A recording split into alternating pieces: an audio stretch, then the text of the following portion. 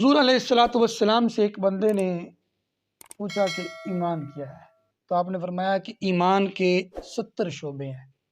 پہلا شعبہ یہ ہے کہ لا الہ الا اللہ محمد رسول اللہ، سب سے بڑا درجہ ایمان کا یہ، اور سب سے نیچے والا درجہ یہ ہے کہ رستے میں کوئی پتھر کوئی چیز پڑی ہوئی ہے اس کو ہٹا دینا، یہ بھی ایمان ہے۔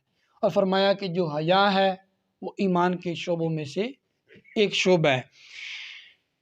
آقا علیہ الصلوۃ والسلام کا ایک ایک فرمان، ایک ایک بات ہمارے لیے نجات کا سبب بن سکتی ہے، کیوں؟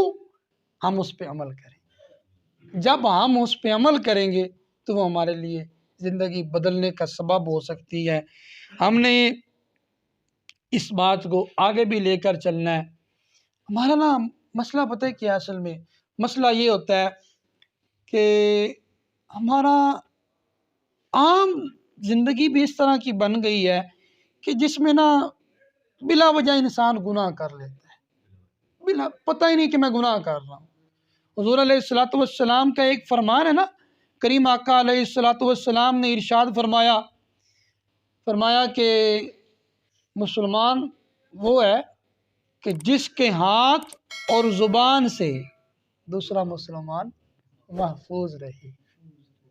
اب کیا ہے؟ ہم جب کہتے ہیں نا السلام علیکم ورحمۃ اللہ وبرکاتہ، تو ہم ضمانت دے رہے ہوتے ہیں کہ بلا میری طرف سے آپ محفوظ ہیں، میں آپ کو سلامتی کی ضمانت دیتا ہوں۔ پھر جب یہ کہتے ہیں وعلیکم السلام، تو وہ کہتے ہیں اگر تم نے مجھے سلامتی کی ضمانت دی ہے تو پھر میں بھی تمہیں سلامتی کی ضمانت دیتا ہوں۔ لیکن حال کیا ہے؟ ایک طرف ہم سلام لے رہے ہوتے ہیں، اگلے لمحے ہم اس کی بے عزتی کر رہے ہوتے ہیں، ہم اس کی انسلٹ کر رہے ہوتے ہیں، اور پھر انسلٹ کرنا ایک عام سی بات بن گئی ہے۔ مذاق میں اگلے بندے کی انسلٹ کر دیں، مذاق میں اگلے بندے کو گالی دے دینا۔